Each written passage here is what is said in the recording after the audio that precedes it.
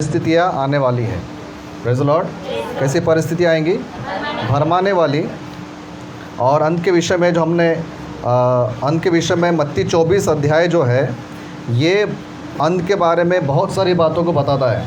अगर आप ये जानना चाहते हैं कि अंतिम दिनों में क्या होने वाला है, तो हमें मत्ती 24 अध्याय को पढ़ना पड़ेगा। क्योंकि 3 वचन में क्या लिखा है कि जब वो जैतून पहाड़ पर बैठा था, तो चेलों ने एकांत में उसके पास आकर कहा, हमें बता कि ये बातें कब होंगी और तेरे आने का और जगत के अंत का क्या चिन्ह होगा। हालेलुया। ये दुनिया हमेशा ऐसे ही रहने वाली नहीं है। ये संसार नाश होने वाला है। अभी का जो सिचुएशन, अभी की जो दुनिया है, वो एक दिन समाप्त होने वाली है। Praise the Lord. और उसके बाद प्रभु यीशु मसीह एक नई सृष्टि, एक नया यरूशलेम, एक नया आकाश और एक नई पृथ्वी को प्रभु यीशु मसीह बनाने वाले हैं। आमीन। और वो जो पृथ्वी रहेगी, वहाँ पर कोई पाप नहीं रहेगा, कोई अंधकार नहीं रहेगा, कोई शैतान नहीं रहेगा, कोई बीमारियाँ नहीं रहेंगी। लेकिन हम अनंत काल के लिए परमेश्वर के साथ उस नए पृथ्वी पर हम सब लोग रहने वाले हैं। आमीन। और वही लोग रहेंगे वहाँ पर जिनका पापों से उद्धार हुआ है ना। सभी लोग नहीं रहने वाले, है ना। उन्हीं लोगों को वहाँ पर एंट्री मिलेगी जिन्होंने अपने पापों से पश्चाताप किया, अपने पापों को छोड़ा है, प्रभु यीशु मसीह को अपना व्यक्तिगत उद्धारकर्ता के रूप में माना है ना। जो अंत तक स्थिर रहेगा उसी का उद्धार होगा, बाइबल बताती है। Praise the Lord. इसलिए हमारा जो विश्वास है परमेश्वर पर, वो सिर्फ इसी धरती के लिए नहीं है कि प्रभु जी मुझे बस खाने के लिए चाहिए, पीने के लिए चाहिए, अच्छा पहनना, अच्छा ओढ़ना, अच्छा घर, अच्छा दार, सब कुछ इतना ही नहीं है। हमारा विश्वास ऐसा है कि इस धरती पर जो भी हमें चाहिए वो सब कुछ हमें परमेश्वर देते हैं। लेकिन इस धरती के बाद जब हम लोग अपना शरीर छोड़ेंगे, उसके बाद प्रभु ने हमें अनंत जीवन का वायदा किया है। इसलिए हमें सबसे पहले हमारा उद्धार करवा लेना चाहिए। Praise the Lord. शारीरिक चंगाई बाद में मिली तो चलेगी, है ना। और पैसा बाद में मिले तो चलेगा, शादी बाद में हुई तो चलेगा, घर बाद में बना तो चलेगा, सब काम बाद में हुए तो चलेंगे। पहले हमारा क्या होना चाहिए? उद्धार होना चाहिए। प्रेज़ द लॉर्ड ना। मेरे जीजा जी की जब डेथ हुई, मेरे काफ़ी यंग एज में उनकी मृत्यु हुई, मेरे ख्याल से 38 साल में। और जब सब लोग उनकी चंगाई के लिए प्रार्थना कर रहे थे, तो जब उनका अंतिम समय निकट आया था, तब मेरे जीजा जी ने मेरे पिताजी को ये बोला कि सबसे बड़ा चमत्कार मेरे जीवन में हो चुका है ना। सब लोग मेरे चंगाई के लिए प्रार्थना कर रहे हैं और ये अपेक्षा कर रहे हैं कि मैं किडनी फेलियर जो उनका हो गया था उससे मैं चंगा हो जाऊंगा। लेकिन उन्होंने मृत्यु से पहले ये बोला था कि सबसे बड़ा चमत्कार मेरे जीवन में हो चुका है, और सबसे बड़ा चमत्कार ये हुआ है कि मेरा उद्धार हो चुका है। मैं शरीर में अगर नहीं भी रहूँगा तभी मैं परमेश्वर के पास में जा रहा हूँ। प्रियो, हम सब लोग संसार छोड़ने वाले हैं, ठीक है। कोई हमेशा के लिए यहाँ पे रहने वाला नहीं है। और हमको अब इस बात को समझना है कि मेरा उद्धार हो जाना बहुत ज़रूरी है। क्योंकि एक समय आएगा कि सब कुछ क्या हो जाएगा? ख़त्म हो जाएगा, है ना। तो हमें परमेश्वर के साथ में रहना है। और हम लोग अंतिम दिनों में अभी जी रहे हैं। और यीशु मसीह ने क्या कहा कि जब चेलों ने पूछा कि तेरे आने का और जगत के अंत का क्या चिन्ह होगा, तो यीशु मसीह ने क्या उत्तर दिया? सावधान रहो। सबसे पहली बात यीशु मसीह ने ना प्रार्थना की बोली, ना विश्वास की बोली। उसने क्या बोला? तुम सावधान रहो, कोई तुम्हें भरमाने न पाए। मतलब सबसे बड़ा खतरा इन अंत के दिनों में है, और वो ये है कि हम लोग भरमाए जा सकते हैं। हम लोग अगर ध्यान न दें, अगर हम लोग जागरूक ना रहे, तो हम लोग विश्वास से भटक सकते हैं। और कई लोग हैं जो अभी विश्वास से भटक रहे हैं। उन्होंने शुरू तो किया प्रभु यीशु मसीह के नाम से, बहुत अच्छा लगा, चंगाइयाँ मिली, चमत्कार देखे, बड़े बड़े कामों को देखा, लेकिन बाद में वो भटक गए। ऐसा हमारे साथ में नहीं होना चाहिए। हालेलुया। शुरू करना बहुत आसान है, अंत करना बहुत मुश्किल रहता है। और मसीह विश्वास भी ऐसा ही है। यीशु मसीह पर जो हमारा विश्वास है वो ऐसा ही है कि हम लोग शुरू बहुत जोश से करते हैं, लेकिन धीरे धीरे हमारी जो जोश है, जो उत्साह है, वो डाउन होता चला जाता है। ऐसे कई लोग हैं, अपन लोग देखते हैं कि इस कलीसिया में भी, है ना, कई लोग आए प्रभु में, चमत्कार देखे, चंगाइयाँ देखे, सब बड़े बड़े कामों को देखा, लेकिन आज उनका परमेश्वर के साथ में कोई संबंध नहीं है। क्या मिला उनको चंगाई मिल के? क्या मिला बड़े बड़े कामों को देखकर? कुछ नहीं, है ना। ये तो चंगाइयाँ तो रोज़, चमत्कार तो रोज़ ही अपन लोग देखते रहते हैं, लेकिन सबसे बड़ा चमत्कार ये होना चाहिए था कि उनका आत्मा बचाया जाना चाहिए था। देखिए सबसे बड़ा चमत्कार क्या है मालूम है क्या? सबसे बड़ा चमत्कार है जब हमारी आत्मा पाप के बंधनों से छूटकर परमेश्वर के साथ अनंत जीवन के लिए तैयार हो जाती है। ये सबसे बड़ा चमत्कार है। हालेलुया। और ऐसी परिस्थिति हमारे साथ में ना हो कि हम लोग भरमाए जाए और परमेश्वर के अनंत जीवन से भटक जाए। हालेलुया। तो आइए हम लोग कुछ बातों को हम लोग देखेंगे कि किन बातों से मनुष्य भरमाया जा सकता है। सबसे पहली बात हम लोग देखेंगे मत्ती रचित सुसमाचार इसका 13वां अध्याय और इसका 22वां वचन। मत्ती रचित सुसमाचार इसके 13वां अध्याय। जो झाड़ियों में बोया गया यह वह है जो वचन को सुनता है, पर इस संसार की चिंता और धन का धोखा वचन को दबाता है और वह फल नहीं लाता। तो यहाँ पर क्या लिखा है कि कुछ ऐसे लोग हैं, है ना, जो वचन को सुनते हैं, जो वचन को सुनते हैं, पर इस संसार की चिंता और धन का धोखा वचन को दबा देता है और वो फल नहीं लाता। तो सबसे पहला भरमाहट या सबसे पहला धोखा जो हमारे साथ में हो सकता है, बाइबल यहाँ पर बताती है धन का धोखा। कौन सा धोखा? धन का धोखा क्या करता है? वचन को दबा देता है। देखिए कितनी बड़ी बात है कि वचन तो सुना, ऐसा नहीं कि उन्होंने वचन को नहीं सुना, वचन सुना है उन्होंने, ठीक है, उनके हृदय तक भी वचन गया, लेकिन कुछ समय के बाद क्या हो गया? संसार की चिंता, धन का धोखा, इन्होंने क्या कर दिया? वचन को दबा दिया है। और आज कई ऐसे लोग हैं जो पैसों के पीछे इतने भाग रहे हैं, इतना वो पैसा चाहिए उनको कि वो ये भी भूल चुके हैं कि यीशु मसीह उनको उद्धार देते हैं। ये भी भूल चुके हैं धन का जो लालच है, पैसों का जो लालच है, इतना ज़्यादा इंसानों के मन में आ गया है कि वो ये भी भूल गए कि एक दिन मुझे संसार छोड़ के जाना है, और वो पैसों के ही पीछे भाग रहे। हालेलुया। हमें इस धन के धोखे से बचना ज़रूरी है। इसका मतलब ये नहीं है कि बाइबल हमको ये बताती कि हमने पैसा नहीं कमाना है, या हमने हमेशा कंगाल रहना है, या हमने हमेशा गरीब रहना है ना। सबोपदेशक की किताब 10 अध्याय के 19 वचन में लिखा है कि पैसों से सब कुछ प्राप्त होता है ना। रुपयों से सब कुछ हम लोग प्राप्त कर सकते हैं। हम कहीं पर भी जाए हमको पैसे की ज़रूरत है, सुबह से लेकर रात तक हमको पैसों की ज़रूरत है।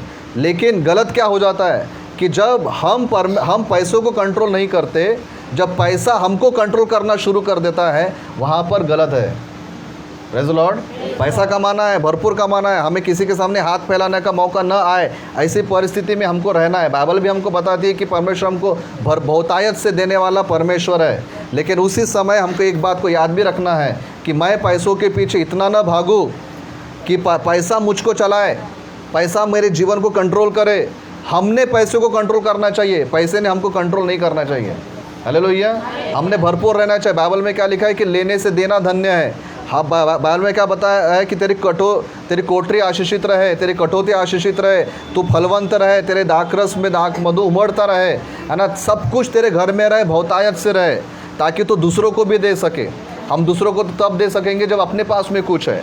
मतलब बाइबल क्या बताती है कि हमारे पास भी बहुतायत से होना चाहिए, परंतु उसी समय हमको ये भी याद रखना है कि अगर मैं पैसों के धोखे में आ जाऊंगा, अगर पैसा मुझको परमेश्वर से दूर कर देगा, वो पैसा मेरे लिए अच्छा नहीं है। और इसलिए नीति वचन इसका 30 अध्याय और इसका 7 और 9 ये बहुत महत्वपूर्ण वचन है जो हम सबों को मालूम होना चाहिए। बहुत बैलेंस्ड, संतुलित वचन है जो हमें याद रहना चाहिए। नीति वचन इसका 30 अध्याय और 7 से लेकर 9 तक ऐसा लिखा है, मैंने तुझसे 2 वर मांगे हैं, इसलिए मेरे मरने से पहले उन्हें मुझे देने से मुँह न मोड़। अर्थात व्यर्थ और झूठी बात मुझसे दूर रख। मुझे न तो निर्धन कर और न धनी बना, प्रतिदिन की रोटी मुझे खिलाया कर। ऐसा न हो कि जब मेरा पेट भर जाए तब मैं इनकार करके कहूँ कि यहोवा कौन है, या अपना भाग खोकर चोरी करूँ और अपने परमेश्वर का नाम अनुचित रीति से लूँ। वो क्या बोल रहा है कि ना तो मुझे गरीब बना, ना तो मुझे धनी बना, है ना। अगर मैं इतना धनी हो जाऊँगा तो एक दिन ऐसा बोलूँगा कि जेब मेरा भर जाएगा, तो बोलेगा कि परमेश्वर कौन है, यीशु मसीह कौन है, कलीसिया क्या है, मैं इनको नहीं पहचानता, क्योंकि मेरा जेब क्या है, पैसों से भरा हुआ है। और वो बोलता है कि इतना भी तू मुझे कंगाल मत बना, इतना भी तू मुझे गरीब मत बना कि मैं चोरी करने लगूँ, मैं गलत काम करने लगूँ, पैसों का दुरुपयोग करने लगूँ, मैं गलत तरीके से पैसा कमाना शुरू करूँ। क्या है इस वचन का अर्थ? इस वचन का अर्थ ये है प्रियो कि हमें पैसों की ज़रूरत है, लेकिन पैसा हमें कंगाली में भी नहीं जाना चाहिए और हमें इतना भी नहीं जाना चाहिए भरपूरी में कि जहाँ पर हम परमेश्वर को भूल जाए। हालेलुया। ये वचन बहुत बैलेंस्ड है। क्या बताता है हमको? प्रभु जी मुझे पैसा दे, लेकिन मुझे इतना भी अमीर मत बना कि मैं तुझे भूल जाऊँ, और इतना भी गरीब मत बना कि मैं चोरी करने लगूँ। हालेलुया। ऐसा जीवन हमको चाहिए। और इसलिए याकूब की पत्री इसका 5वां अध्याय और 1 से लेकर 3 तक हम लोग पढ़ते हैं। याकूब की पत्री और इसका 5वां अध्याय क्या लिखा? हे धनवानो, सुन तो लो, तुम अपने आने वाले क्लेशों पर चिल्ला चिल्ला कर रो। तुम्हारा धन बिगड़ गया है और तुम्हारे वस्त्रों को कीड़े खा गए हैं। तुम्हारे सोने चांदी में काई लग गई है और वह काई तुम पर गवाही देगी और आग के समान तुम्हारा मांस खा जाएगी। तुमने अंतिम युग में धन बटोरा है। वो क्या बोल रहा है कि उन लोगों के बारे में बोला गया है कि जो लोग इतना धन कमा रहे हैं और धन के वजह से परमेश्वर को भूल गए हैं, प्रभु यहाँ पर उनको क्या वायदा करता, क्या चेतावनी देता है? वो ये देता है कि तुम रो, अपने क्लेशों पर रो। क्यों? क्योंकि तुम्हारा धन बिगड़ गया। ठीक है, तुम्हारे सोने चांदी को काई लग गई है, तुम्हारे जो वस्त्र है उसको कीड़े खा गए हैं।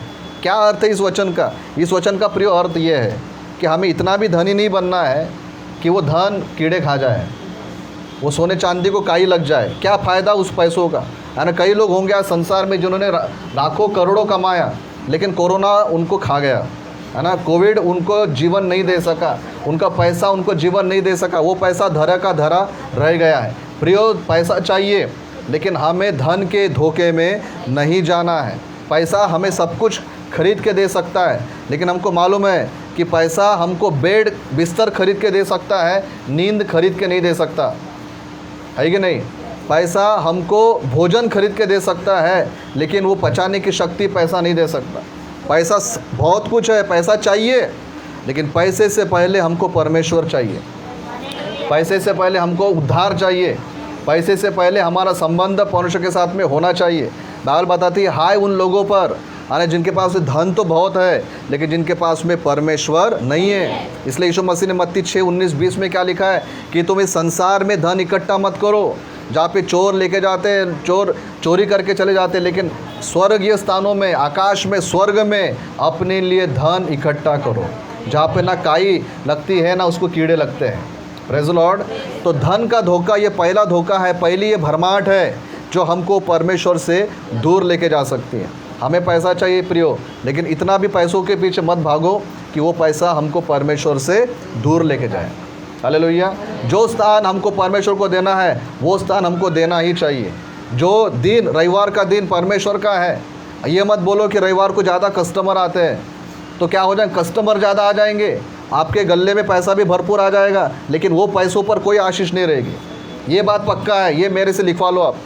लाखों करोड़ों होने के बाद भी अगर उस पर आशीष नहीं है तो पैसा शून्य के बराबर है। लेकिन अगर हमारे पास में थोड़ा सा पैसा है, लेकिन उस पैसों पर अगर आशीष है, तो वो पैसा हमको लाखों करोड़ों से भी ज़्यादा दे सकता है, जो लाखों करोड़ों भी हमको दे नहीं सकते। इसीलिए जो दिन परमेश्वर का है वो दिन परमेश्वर को दो, जो समय परमेश्वर का है वो समय परमेश्वर को दो।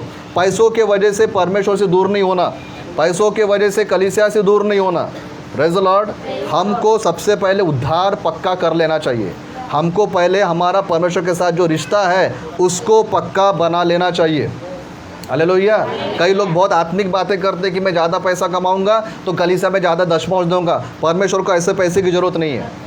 परमेश्वर को ये नहीं चाहता कि तू कलीसिया से दूर रहे और मेरे भवन में आके तो पैसा डाल, तो मैं पैसों से खुश हो जाऊँगा। परमेश्वर को हमारे पैसों से कोई लेना देना नहीं। वो कहता है कि तो दशमांश डाल, लेकिन उसका मतलब ये नहीं कि बहाने बना रहे हम लोग कि ज़्यादा कमा रहा हूँ तो ज़्यादा दशमांश डाल रहा हूँ। हालेलुया। कई लोग आपने देखे होंगे जो पैसों के पीछे भाग रहे, परमेश्वर को स्थान नहीं दे रहे, तो हमेशा वो कंगाली में रहते हैं। क्यों? क्योंकि धन के धोखे ने उनको दबा दिया है। आमीन। पहली बात, हमको कौन से धोखे से बचना है? धन के धोखे से। दूसरा हम लोग पढ़ेंगे पहला यूहन्ना इसका पहला अध्याय और इसका 8 वचन। पहला यूहन्ना और इसका पहला अध्याय का 8 वचन। यदि हम कहें कि हमने कुछ भी पाप नहीं तो अपने आप को धोखा देते हैं। यहाँ पर एक दूसरी बात आई है। यस, यहाँ पर एक दूसरी बात आई है। कौन सी बात है? यहाँ पर इंसान अपने आप को धोखा दे रहा है, खुद को धोखा दे रहा है, किसी और को धोखा नहीं दे रहा। क्या लिखा है कि यदि अपने आप को कोई कहे कि मुझ में कोई भी पाप नहीं, यदि कोई कहे कि मैंने कोई पाप नहीं किया, मैंने कोई गलती नहीं किया, मैं जो करता हूँ एकदम सही करता हूँ, तो वो दूसरों को नहीं लेकिन वो अपने आप को धोखा देता है। हालेलुया। अगर हमसे गलती हुई है और अगर हमको हमारे लोगों ने हमारी गलती को बताया है तो हमने हमारी गलती को स्वीकार करना चाहिए। Praise the Lord. कोई भी इतना बड़ा नहीं है दुनिया में, कोई भी इतना ज्ञानी नहीं है दुनिया में, कोई भी इतना बुद्धिमान नहीं है संसार में जो कभी गलती नहीं करता। सभी लोग गलतियां करते हैं, सभी लोग पाप करते हैं, लेकिन अगर कोई ये व्यक्ति कहे कि भाई मैं कभी गलती नहीं करता, जो मैं करता हूँ एकदम सही करता हूँ, एकदम परफेक्ट करता हूँ, मेरे से कभी कोई गलती नहीं होती, वो व्यक्ति सबसे ज़्यादा धोखा वो अपने आप को दे रहा है, किसी और को धोखा नहीं दे रहा। उससे किसी का नुकसान नहीं होगा, किसी को उसमें कोई लेना देना नहीं है। हम अपने लिए खुद गड्ढा खोदते हैं, खुद अपने आप के विनाश के लिए हम लोग रास्ता खोलते हैं। हालेलुया। इसलिए गलतियां जब होती है तो बाइबल बताती है, मैं नहीं बताता, बाइबल बताती है कि हमने हमारी गलतियों को मान लेना चाहिए। और गलतियों को क्यों हमने मानना चाहिए? गलतियों को इसलिए मानना चाहिए क्योंकि अगर हम लोग गलती मुझसे हुई, अगर ये हम लोग स्वीकार नहीं करेंगे तो माफ़ी कैसे मांगेंगे? अगर माफ़ी नहीं मांगेंगे तो क्षमा कैसे मिलेगी? और क्षमा नहीं मिलेगी तो हम लोग अनंत जीवन कैसे पाएंगे? सीधी सी बात है। अगर हमने बोला कि मैंने कोई गलती नहीं किया तो उसको माफ़ी नहीं मिलेगी, माफ़ी नहीं मिलेगी तो उसको उद्धार नहीं मिलेगा, मतलब उसको परमेश्वर की ओर से कोई भी चीज़ मिलेगी नहीं, क्योंकि वो अपना रिश्ता परमेश्वर के साथ में सीधा नहीं बना रहा। और परमेश्वर के साथ में रिश्ता सीधा बनाने का सबसे पहला स्टेप होता है उससे माफ़ी मांगना। इस बात को मानकर कि प्रभु जी मुझसे गलती हुई है। हालेलुया। मैं ये क्लेम नहीं कर सकते मैं गलतियाँ नहीं करता, मैं रोज़ गलतियाँ करता हूँ, आप भी करते हैं। कोई यहाँ पर बहुत बड़ा इंसान आत्मिक नहीं है। यह हमने इस प्रकार के धोखे में नहीं जीना चाहिए प्रियो। हालेलुया। हमको माफ़ी मांगना है।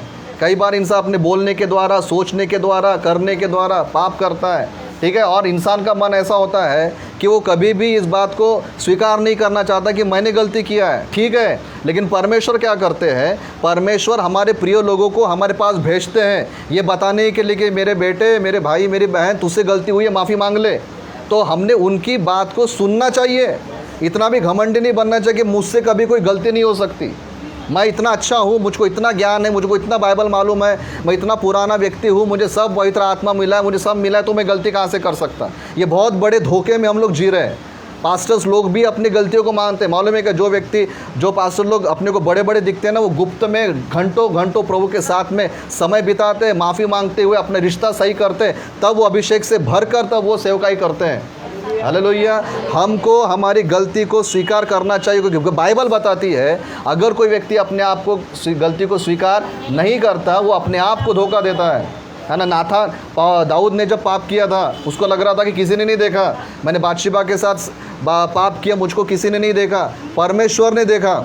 और परमेश्वर ने नाथान भविष्यद्वक्ता को भेजा और नाथान ने उसको जाके बताया कि दाऊद तूने पाप किया है। क्या किया दाऊद ने नाथान को अपमान नहीं किया, दाऊद ने नाथान का गला नहीं काटा, दाऊद ने स्वीकार किया मैंने पाप किया और उसने उपवास और प्रार्थना किया। प्रियो, कोई व्यक्ति अगर ये कहे कि मैं कभी गलती नहीं करता, वो अपने आप को धोखा देता है। बाइबल में लिखा है रोमियो 3:23 में, सब ने पाप किया है और सभी परमेश्वर की महिमा से रहित है। बाइबल बताती है रोमियो 6:23 में, पाप की मजदूरी मृत्यु है। अगर हमने पाप किया और माफ़ी नहीं मांगी तो हमको उसकी मजदूरी क्या मिलेगी? हमको उसकी मजदूरी मिलेगी, हमको मृत्यु। कौन सी मृत्यु? अनंतकालिक मृत्यु। शारीरिक मृत्यु तो सबको आएगी, विश्वासियों को भी आएगी, लेकिन ये जो रोमियो 6:23 बताता है, ये बताता है कि हमें अनंतकालिक मृत्यु मिलेगी। मुझको तो अनंत जीवन चाहिए, मैं तो माफ़ी मांगूंगा। अगर आपको अनंत जीवन चाहिए तो आपको माफ़ी मांगना पड़ेगा, और माफ़ी मांगने के लिए स्वीकार करना पड़ेगा कि मैंने गलती किया है। अगर मेरा मन मुझे नहीं बता रहा कि मैं गलत कर रहा, लेकिन कम से कम कोई लोग आकर मुझको बता रहे तो स्वीकार तो करना चाहिए, हाँ मैंने गलती किया है करके। हालेलुया। तो दूसरा जो भ्रम है इन अंत के दिनों में अपने आप को बचाना है, वो ये कि हम लोग कोई नहीं कह सकते कि मुझसे गलती नहीं होती है। आमीन। तीसरा हम लोग पढ़ेंगे गलातियों की पत्री, इसका 6वां अध्याय और इसका 3रा वचन। गलातियों की पत्री और इसका 6वां 3 या 6:3। क्योंकि यदि को धोखा देता है। क्या लिखा है यहाँ पर? दूसरी एक बात कि जो कोई कुछ नहीं है, वो कुछ भी नहीं है, वो अपने आप में वो कुछ भी नहीं है, लेकिन वो क्या कर रहा है? अपने आप को कुछ समझता है। कुछ भी नहीं है वो, लेकिन फिर भी अपने आप को कुछ बड़ा समझ रहा है। वो व्यक्ति क्या कर रहा है? अपने आप को धोखा देता है। कई लोग हैं दुनिया में, है कुछ नहीं, लेकिन अपने आप को बहुत बड़ा इंसान समझते हैं, है ना, बहुत बड़ा क्या बोलेंगे, तोप समझते हैं, है ना। मैं बहुत कुछ हूँ, है कुछ नहीं। देखा जाए तो उनके पास में कुछ भी नहीं है, ना ज्ञान है, ना बुद्धि है, ना टैलेंट है, ना सुंदरता है, ना ऊंचाई है, ना कुछ भी नहीं है। लेकिन अगर बात करो तो ऐसे बात करेंगे कि जैसे भैया तेरे जैसा इंसान दुनिया में कोई नहीं है। बाइबल बताती कि ऐसे लोग कौन है? अपने आप को धोखा देते हैं। Praise the Lord. हमें अपने आप को ऐसे धोखे से बचाना चाहिए कि मैं अगर कुछ नहीं हूँ तो मैं अपने आप को कुछ ना समझूँ, क्योंकि ये जो बात है ये बताती है कि उस व्यक्ति के अंदर में घमंड है। ये चीज़ क्या दर्शाती है? उसके अंदर में क्या है? घमंड है, कि वो कुछ नहीं होने के बाद भी अपने आप को कुछ समझ रहा है। और घमंडी लोगों का परमेश्वर क्या करता है? विरोध करता है ना। अगर हम लोग याकूब 4:6 पढ़ते हैं तो वहाँ पर क्या लिखा है कि परमेश्वर अभिमानियों का विरोध करता है, परंतु दीनों पर वो अनुग्रह करता है। अगर हमको अनुग्रह चाहिए तो हमको दीन और नम्र बनना चाहिए। हम घमंडी होकर हम लोग परमेश्वर से अनुग्रह प्राप्त नहीं कर सकते। उल्टा परमेश्वर घमंडियों का विरोध करता है। देखिए, संसार ने हमारा विरोध किया तो चल जाएगा, क्योंकि परमेश्वर हमारे साथ है। दुनिया ने, परिवार ने, सब ने हमारा विरोध कर दिया तो चल जाएगा, क्योंकि परमेश्वर हमारे साथ है। लेकिन अगर परमेश्वर ही हमारा विरोधी बन गया तो किसके पास जाएंगे? कोई हमको बचा नहीं पाएगा। इसलिए कहने वालों ने, प्रभु के दास ने ऐसा कहा है कि one man with God is a majority. मतलब परमेश्वर एक व्यक्ति है, एक ही व्यक्ति है, लेकिन अगर उसके साथ परमेश्वर है तो बहुमत में है। समझ रहे बात को, है ना। पर वो व्यक्ति के साथ में, अकेले व्यक्ति के साथ में अगर परमेश्वर है तो सारी दुनिया पर व्यक्ति भारी पड़ सकता है, क्योंकि परमेश्वर उसके साथ में खड़ा है। लेकिन अगर परमेश्वर ही हमारा विरोधी बन गया तो फिर हम कहाँ जाएंगे? किसके पास में जाएंगे? वचन में लिखा है कि हम लोग अपने पत्थर को पैर मारकर, लात मारकर हम पत्थर का कुछ नहीं बिगाड़ सकते। पत्थर को अगर हम लात मारेंगे तो हमारा ही पैर, है ना, ठेचा जाएगा, उसको चोट लगेगी। Praise the Lord. हम परमेश्वर के सामने घमंड नहीं कर सकते, चाहे हम कितने भी सुंदर रहे, कितने भी टैलेंटेड रहे, कितना भी हमारा धन रहे, बुद्धि रहे, ज्ञान रहे, कुछ भी रहे, हम परमेश्वर के सामने शून्य है। ये बात समझकर ही अपने को चलना चाहिए। हालेलुया। परमेश्वर के राज्य में घमंडियों को कोई स्थान नहीं है। और इसलिए रोमियो की पत्री, इसका 12 अध्याय का 3 वचन हम पढ़ेंगे। रोमियो की पत्री 12 अध्याय और 3 वचन में ऐसा लिखा, क्योंकि मैं उस अनुग्रह के कारण जो मुझको मिला है तुम में से हर एक से कहता हूँ कि जैसा समझना चाहिए उससे बढ़कर कोई भी अपने आप को ना समझे, है ना। और आगे ऐसा लिखा है, पर अब जैसा परमेश्वर ने हर एक को विश्वास परिमाण के अनुसार बांट दिया है, वैसा ही सुबुद्धि से के साथ अपने को समझे। क्या लिखा है वचन में? क्या लिखा है? अपने आप को बढ़कर मत समझो, लेकिन जितना परमेश्वर ने तुमको बनाया है, जैसा विश्वास तुमको परमेश्वर ने दिया है, वैसा ही सुबुद्धि का मतलब होता है अच्छी बुद्धि, अच्छे विचार के साथ तुम अपने आप को समझो, ऐसा बाइबल बताती है। जो है उसको स्वीकार करो, जो नहीं है उसके पीछे मत भागो। जो हमारे पास में है, हाँ प्रभु जी मैं तुझे धन्यवाद देता हूँ, मैं इतना हूँ और इतना ही मैं अपने आप को समझूंगा। अगर मैं उससे बढ़कर अपने आप को समझता हूँ तो मैं अपने आप को धोखा देता हूँ। Praise the Lord. और इसलिए इस बात को ध्यान में रखना है प्रियो, कि अंत के दिनों में भरमाने वाली बातें आएंगी, कि शैतान अपने मन में क्या डालेगा कि तू बहुत बड़ा इंसान है, लेकिन नहीं है, जो है उतना ही। नहीं तो हम किसको धोखा दे रहे हैं? अपने आप को, है ना। चौथी बात हम लोग देखेंगे, याकूब की पत्री इसका 1 अध्याय और इसका 26 वचन। याकूब की पत्री इसका 1 अध्याय 26 वचन। यदि कोई अपने आप को भक्त समझे और अपनी जीभ पर लगाम ना दे पर अपने हृदय को धोखा दे तो उसका अपनी व्यर्थ है। तो चौथी बात यहाँ पर क्या लिखा है कि यदि कोई व्यक्ति है जो अपने आप को भक्त समझता है, अपने आप को धर्मी, अपने आप को बहुत अच्छा व्यक्ति, बहुत आत्मिक व्यक्ति समझता है, और परंतु अपनी जीभ पर लगाम नहीं देता, अपने बोलने पर अगर उसको कंट्रोल नहीं है तो उसकी सारी भक्ति व्यर्थ है। वो जितना भी भक्ति कर रहा है, जितना भी वो आराधना कर रहा है, जितनी भी सेवा कर रहा है, वो सब कुछ क्या है? व्यर्थ है, अगर वो अपने ज़ुबान पे कंट्रोल नहीं करता। इसलिए प्रियो ये बात बहुत इम्पोर्टेंट है कि हमारे शब्द, हमारे मुंह से निकलने वाले शब्दों पर हमको कंट्रोल होना बहुत ज़रूरी है। हम लोग ऐसा नहीं बोल सकते कि मैं बहुत आत्मिक व्यक्ति हूँ तो मैं जो चाहे बोल सकता हूँ। हमारे शब्द दिखाते हैं कि हमारे अंदर में क्या है ना। लूका रचित सुसमाचार में लिखा है कि मनुष्य के मन में जो बहुतायत से भरा रहता है वही उसके मुंह पर आता है। अगर हम लोग गालियाँ देने वाले हैं तो समझ जाना कि हमारे मन में गालियाँ ही भरी हुई है। अगर हम किसी को कोसते हैं, किसी को श्राप देते हैं, तो इसका अर्थ यह है कि हमारे मन में श्राप भरा हुआ है, आशीष भरी हुई नहीं है। हालेलुया। और अगर हमारे मन में श्राप है तो दूसरों के प्रति श्राप ही निकलेंगे, और परमेश्वर ऐसे लोगों को पसंद नहीं करते, और ख़ास तौर से वो लोग जो अपने आप को विश्वासी कहलाते हैं।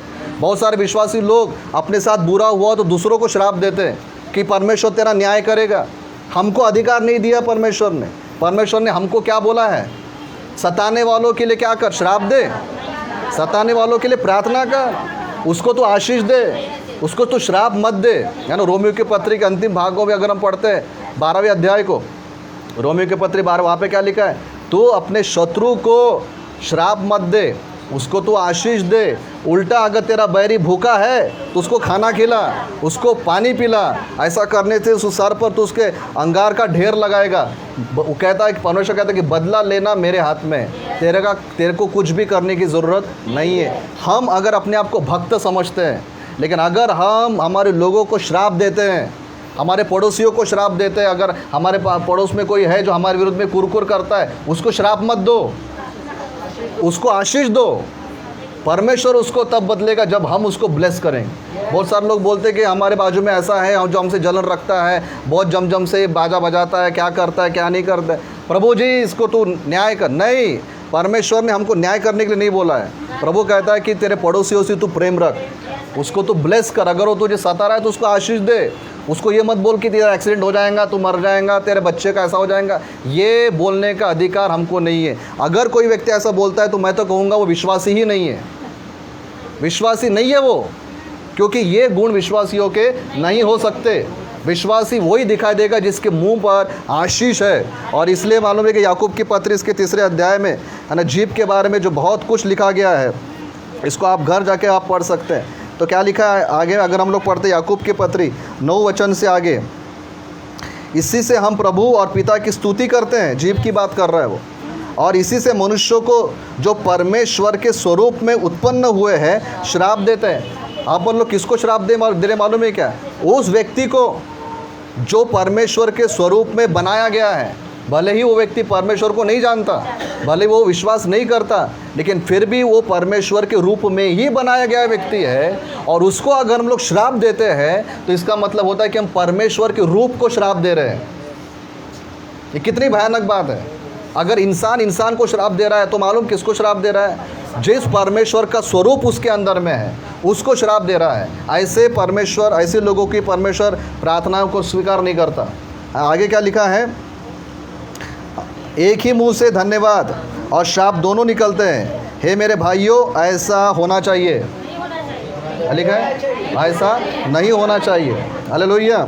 एक ही मुंह से स्तुति आराधना, 1 घंटा गाना गा रहे, घर जाने के बाद फिर रहे तू ऐसा तू वैसा, बच्चों को तू गधा है ना, ये सब बातें। श्राप मत दो।